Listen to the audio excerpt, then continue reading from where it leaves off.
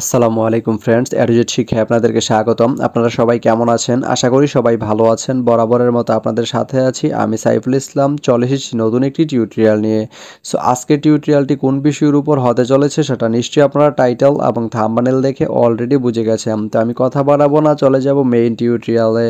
আর main টিউটোরিয়ালে যাওয়ার আগে একটা কথা বলে নিতে চাই, আপনি যদি আমার চ্যানেলে নতুন হয়ে থাকেন তাহলে অবশ্যই আমার চ্যানেলটি সাবস্ক্রাইব করে নোটিফিকেশন বেলটি অন করে দিবেন।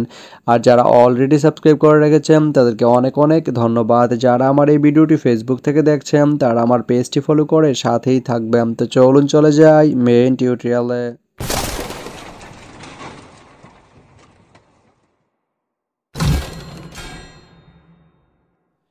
তো বন্ধুরা, আজকে আমরা জানবো আপনি 5বিবি থেকে কিসমত যেতে কোন কোন ট্রেন রয়েছে, সেই ট্রেনগুলো ছাড়ার নতুন সময়সূচি, বন্ধের দিন এবং গিয়ে পৌঁছতে কতক্ষণ সময় লাগবে বিস্তারিত।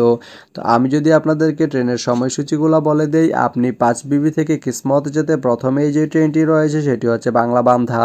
বাংলাবান্ধা ট্রেনটি 5বিবি থেকে ছাড়বে রাত 12টা 22 মিনিটে এবং এটি কিসমত গিয়ে পৌঁছবে ভোর 4টা 8 মিনিটে। শুক্রবারের দিন এই ট্রেনটি বন্ধ থাকে। এরপরও রয়েছে দ্রুতযান ট্রেনটি 5বিবি থেকে ছাড়বে রাত 2টা 22 মিনিটে এবং এটি কিসমত গিয়ে পৌঁছবে সকাল 6টায়। এই ট্রেনটির কোনো অফ ডে নেই।